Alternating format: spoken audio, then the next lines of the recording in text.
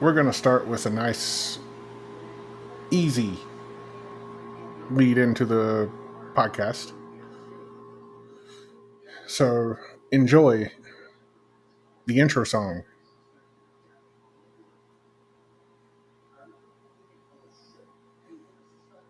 I love it. Uh, but here's the intro song, and then I'll be back directly after.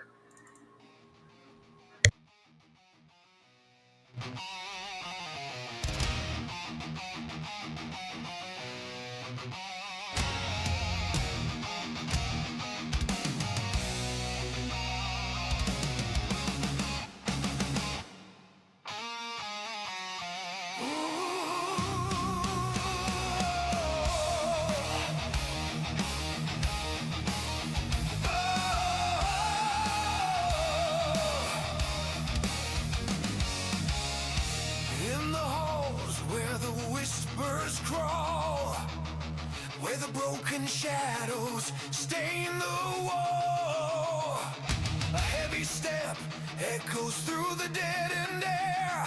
The warden walks and terror follows everywhere. Keys like iron tombstones ring, a lullaby no sane soul should sing. He knows each scream, each name, each plea for non-escape. His registry, warden of the asylum, master of the locked and lost. He binds the night with fear and frost, keeper of the secrets no one dares recall. Warden of the asylum, ruler of the endless hall. Behind his mask, the darkness stares, cold as the thoughts no mind should bear. His coat drags like a morning shroud, a ghost made flesh, a silence loud. He turns the key and worlds collapse. Sanity breaks in his iron grasp. The lights flicker when he draws near. Even the walls remember fear. Warden of the asylum, master of the locked and lost. He binds the night with fear and frost, keeper of the secrets no one dares recall. Warden of the asylum, ruler of the endless hall.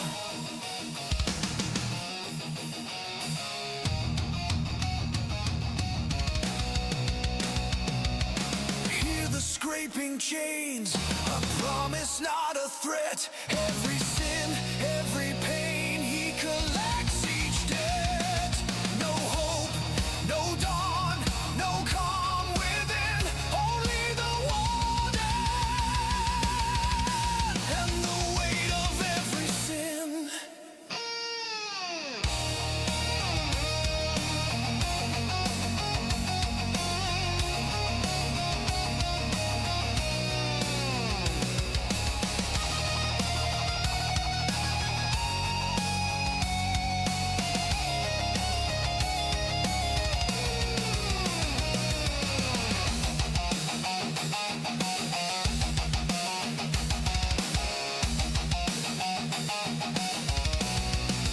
Warden of the asylum,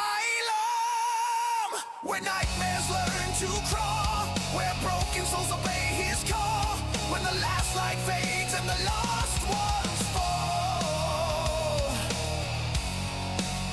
He stands unending, king of the iron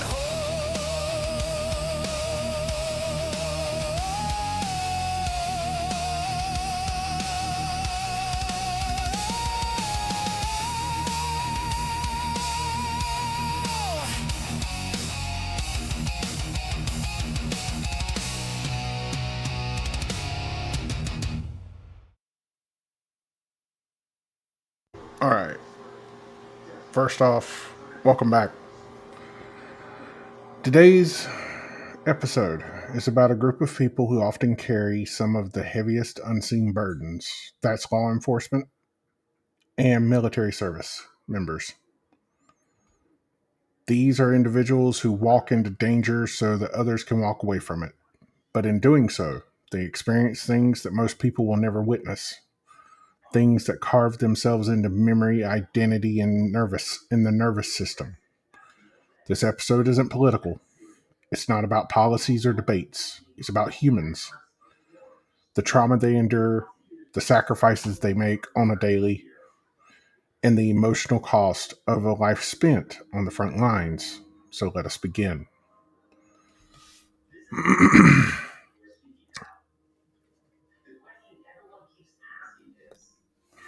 Law enforcement and military roles demand an emotional posture most people never have to take. Constant vigilance, shift after shift, deployment after deployment. They're trained to expect danger, conflict, and unpredictability. But here's what we often forget: behind the badge or the uniform is a person with a nervous system. And the nervous system doesn't turn off just because the shift ends. Many carry hyper awareness, sleep disturbances, emotional numbness, irritability, difficulty relaxing, and difficulty connecting with people outside the job. The world they walk through isn't the same world civilians experience, and that difference creates a unique type of loneliness. The trauma exposure that they have, the repeated hits no one sees.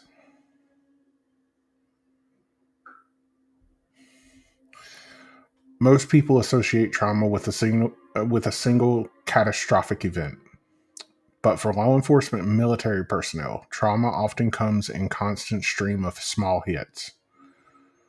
For example, talking someone down from suicide, taking a life or watching a life be taken, responding to fatal accidents, handling domestic violence cases, witnessing human cruelty, managing the aftermath of violence, losing comrades, experiencing betrayal from leadership, living through deployments far from home, being forced to act faster than the brain can emotionally process.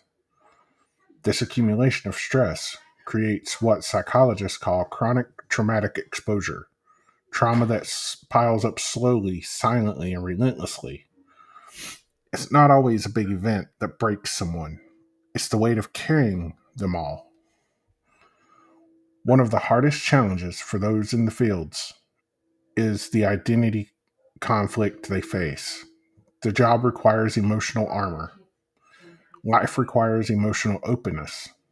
At work, they must be decisive, controlled, stoic, unshakable, tactical, ready for danger.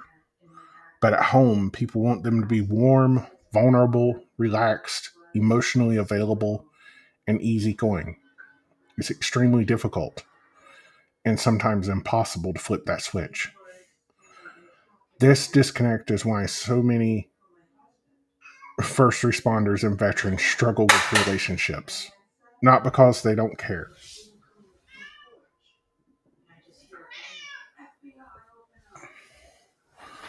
but because they're trained, conditioned, and required to behave differently in different worlds.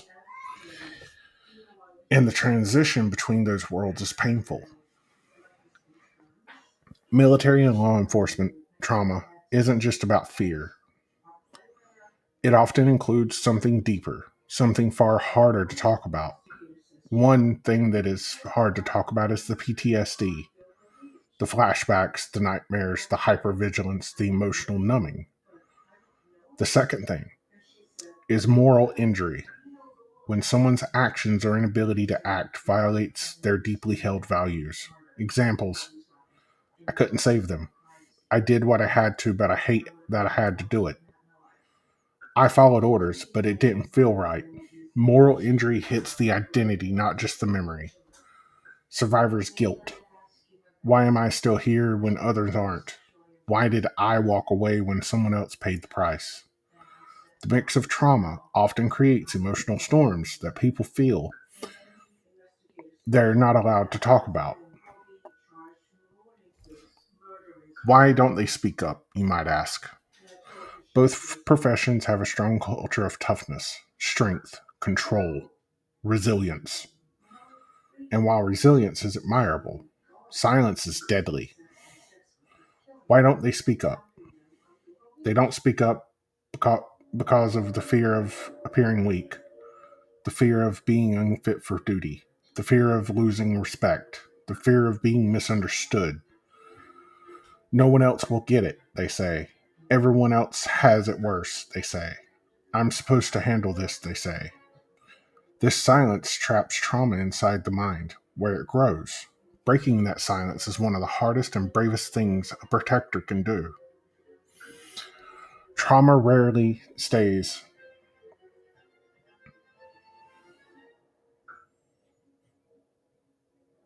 Yep, it sure is, Ren. The stigma of asking for help is still prevalent. It very much is. You're you're told by your commanding officer if you are having trouble that you need to ask for help, that you should seek professional help. The toll on the families of these individuals, of these protectors. Trauma rarely stays within the individual. It ripples outward. Families experience the emotional distance, the unexpected anger, the mood swings, the sleep disruptions, the fear of deployments or shifts, feeling like they lost the person they love, confusion about how to help, pressure to always be strong. Spouses and children often carry the secondary trauma of the job. Support systems matter. Understanding matters. Patience matters. And so does communication, even when it's messy or imperfect. 1 minute, guys.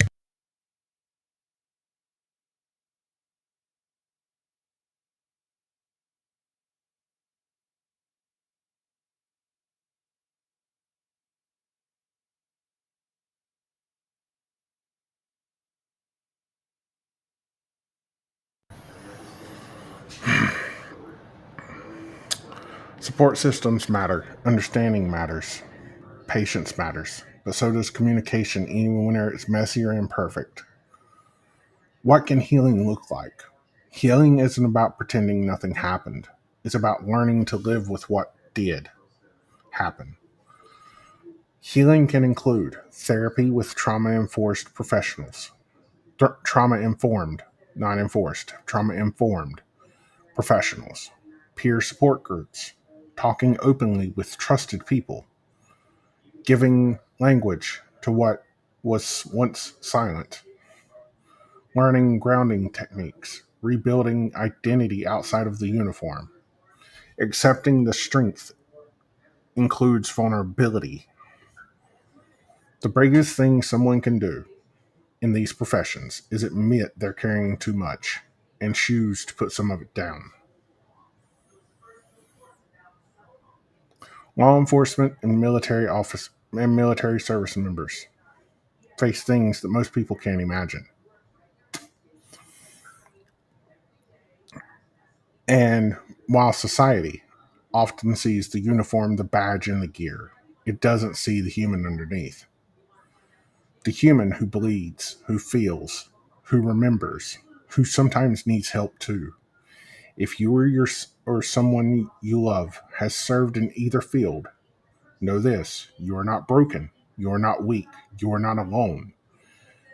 You are carrying more than most people ever will, and you deserve the space to heal.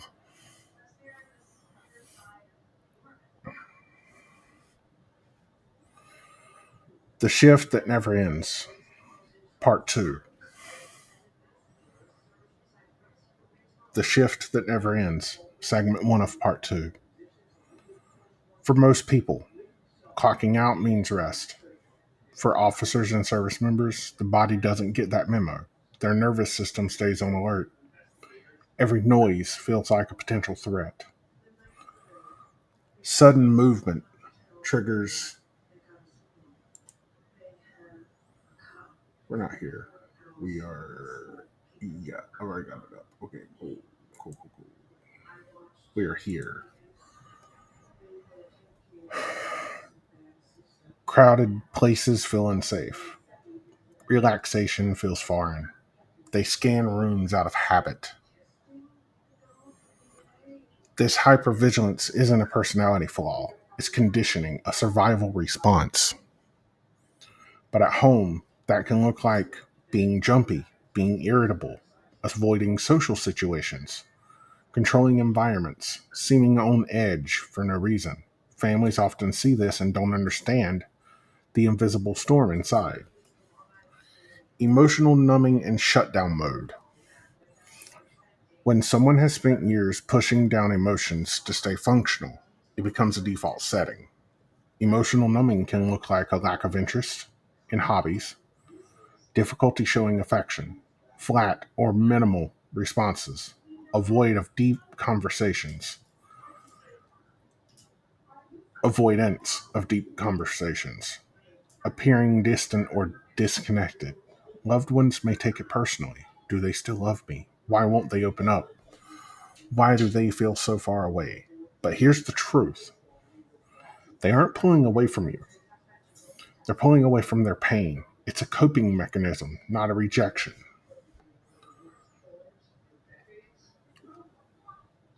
One of the most misunderstood symptoms of trauma is anger.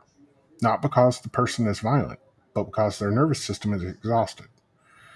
Anger at home may look like the following: frustration over small things, a short fuse, snapping unexpectedly, needing silence or space, getting overwhelmed by noise or chaos. This isn't about lack of love, it's about overload. When someone has spent their career absorbing stress, fear, and violence, their body reacts intensely to even minor triggers. This anger is often followed by guilt. Why did I react like that? I'm ruining everything. They deserve better than me.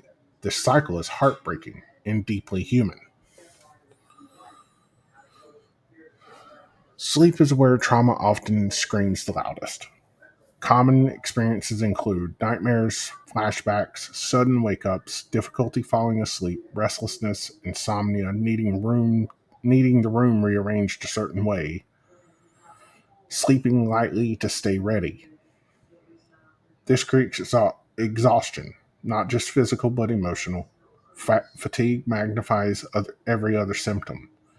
And partners can feel this too, staying awake with them, being startled awake, feeling helpless, losing closeness or comfort at night. Sleep becomes another battleground. Isolation is a thing. It's the silent distance. Many officers and service members isolate, not because they don't love their families, but because they don't want to expose them to the darkness they carry. Isolation can look like the following: spending long hours alone, retreating into hobbies, disconnecting from conversations, avoiding events or gatherings, withdrawing during emotional times. There's a belief inside many protectors: my pain is mine to carry, and I don't want to burden anyone else. But silence becomes a wall, and the wall and walls make loved ones feel uninvited. The collateral trauma of it all. While the trauma isn't intentional, families feel its aftershocks. Partners often experience confusion, emotional rejection, walking on eggshells, feeling powerless, feeling alone, feeling like they're losing the person they married. Children often experience fear of outburst,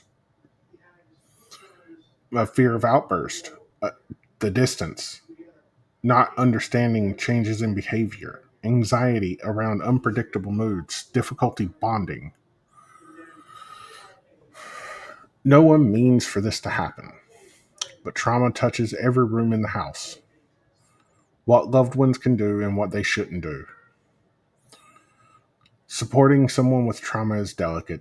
Helpful approaches: ask open, gentle questions, offer space without judgment, create an atmosphere of patience and calm, learn about trauma to understand its patterns, encourage professional support, create small improvements, prioritize safety and boundaries, what not to do, pressure them just to talk, guilt them for their symptoms, take their distance personally, assume you can heal them yourself, dismiss their reactions as overreactions.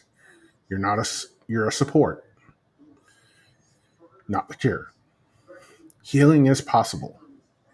Trauma may come home, but healing can too. With the right support, therapy, peer groups, healthy communication, boundary setting, nervous system regulation, rebuilding trust, reconnecting emotionally, finding identity beyond the uniform. People do recover. Families can heal together. Connection can return. Trauma is part of their story, but it doesn't have to be the ending.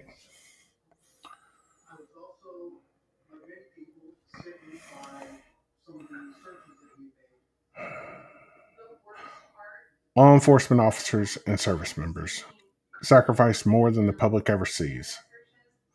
Their families sacrifice quietly alongside them. If you're living with someone who carries this kind of trauma, you're not alone. Your experience matters too.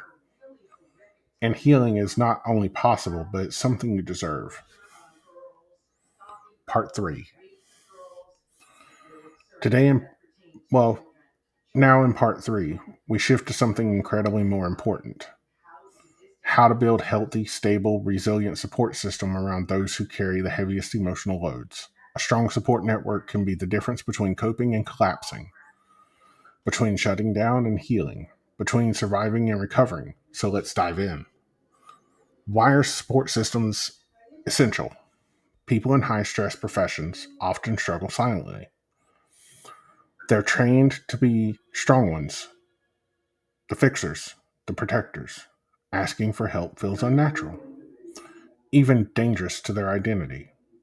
That's why support systems matter. They break isolation, they provide grounding, they give emotional clarity, they reduce the stigma of struggle, they help normalize vulnerability, they become the lifeline during mental health crisis. A support system isn't a luxury, it's a part of survival. There are 3 pillars to a strong support system.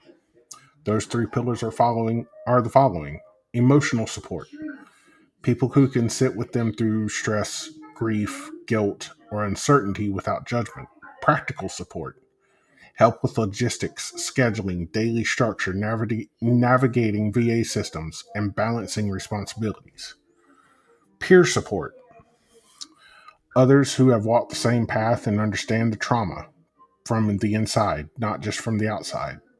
All 3 are necessary, not because the individual is weak, and but because the human brain isn't meant to carry trauma alone. Peer support, the backbone of healing. One of the most powerful forms of support is peer connection. Why? Because peers understand the culture, they understand the training, they understand the pressure, they understand the moral injuries, they understand the sense of duty. They also understand the silence. You don't have to explain every detail. You don't have to relive every moment. Peers just get it. This makes peer groups, veteran communities, and officer support networks essential foundations in recovery. Family as a support system with boundaries.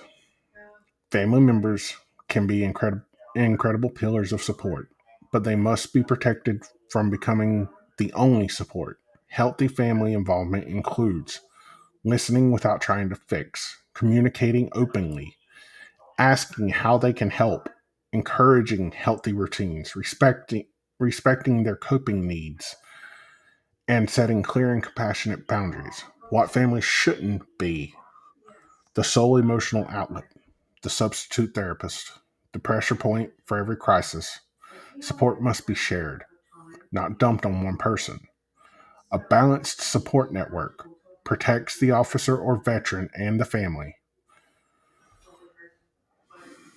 For many in these professions, seeking therapy feels like weakness. But in reality, therapy is one of the strongest and most courageous steps a person can take. I can attest to that. I'll do story time after we're done.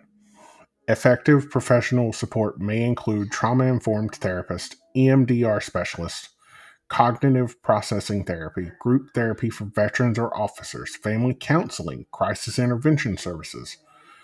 This key is normalizing this. Therapy is not an admission of defeat. It's an investment in staying whole. Leadership and workplace support. A healthy support system also includes the work environment because trauma doesn't just come from what they see. It comes from how they're supported afterward. Workplace support can include confidential mental health resources, mandatory decompression time, peer intervention teams, chaplain services, trauma enforced trauma informed supervisors, mentorship from seasoned officers or veterans, and a culture that respects vulnerability instead of punishing it. Good leadership doesn't ask workers to hide their trauma. Good leadership helps them survive it. Building an internal network. External support systems matter, but so do internal matters. Internal support matter. So does but internal support matters just as much. Bleh. Words. That includes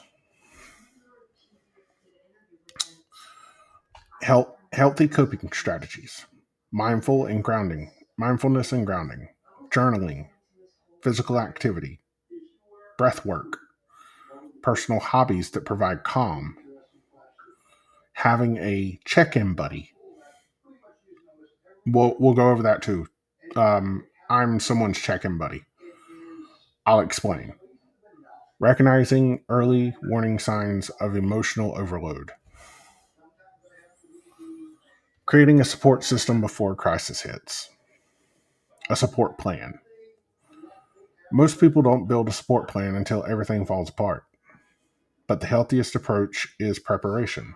A support plan might include a list of trusted contacts, a therapist or a counselor, a peer support group, techniques for de escalating intrusive thoughts, family communication guidelines, crisis hotlines, and or safety strategies during emotional overloads. A support plan is not an emergency plan, it's a life stability plan. In closing, in closing, law enforcement officers and military veterans spend their careers protecting others, but they also deserve protection, emotional, psychological, and human. A support system doesn't erase trauma, but it does give them room to breathe. It allows them to start healing. It allows it keeps them grounded, connected, and alive. If you're someone who serves or has served, know this. You don't have to shoulder everything alone. You don't have to stay silent. You are allowed to lean on others. You deserve care just as much as you've given it. Okay, so I want to say this.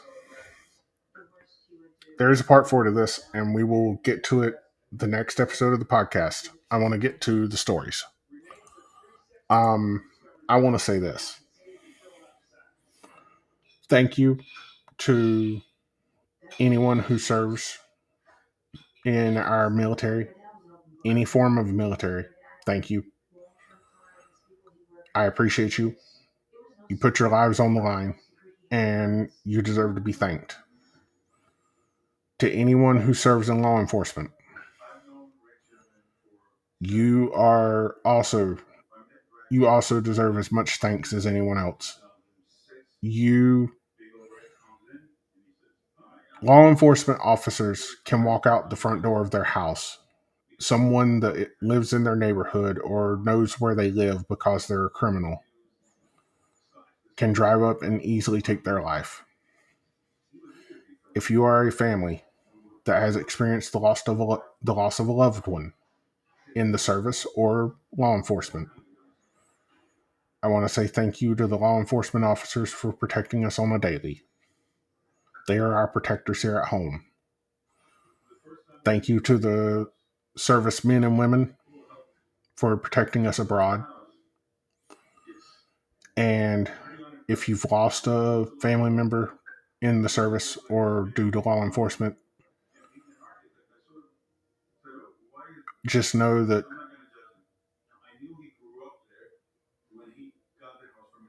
you aren't the only one who's lost someone. You're not alone. You're not by yourself. Um, I've been a check-in buddy for a military friend for a long time. He checks in with me every day, or I check in with him. It's vice versa. It depends on which one of us get to it first. We've been doing it via email for over 2 years now. He checks in with me. I check in with him. We provide emotional support for each other. Um, he did 2 tours in Afghanistan and saw things that he didn't ever think he would see in his life. Um, I also, about the whole therapy thing, seeing a therapist is something that will help you. It'll release some of the emotional stress. It helps relieve stress. It helps relieve emotional baggage. I used to be a person who thought that therapy was for the weak. I thought that having a therapist made you weak. I really did. I thought that you were supposed to deal with everything on your own. You were supposed to deal with everything else that was going on around you and deal with what you were dealing with. I never thought in 1,000 years that I would ever need a therapist. Come to find out, having a therapist is the best thing that has happened to me outside of my wife.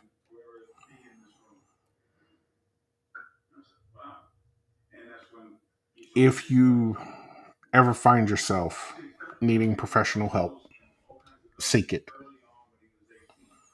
Don't sit and wait. Don't sit there and go, oh, I'm too strong for this. You are not too strong to seek emotional or professional help. You are not too strong to have a therapist. It does not make you look weak. It makes you look like you actually care about yourself. So, thank you to the men and women who serve this country. Thank you to our protectors here at home in law enforcement. You guys and girls of both see things every day that you shouldn't see. You ladies and gentlemen see things that civilians will never see in their lifetime. You deal with things that we don't have to deal with, and you bring it home to your families, and you have sleepless nights. So, thank you. This is a very emotional and supportive thank you to anyone who serves or has served. If you ever need someone to talk to, and you're a part of my Discord, or even if you're not, if you need to talk to someone, my DMs are always open. I don't hide from it. I'm here for whoever needs help. So, guys,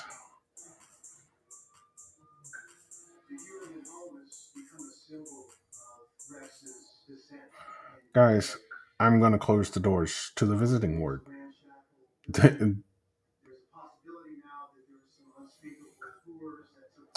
I'm going to close the doors to this visiting ward for now. Now,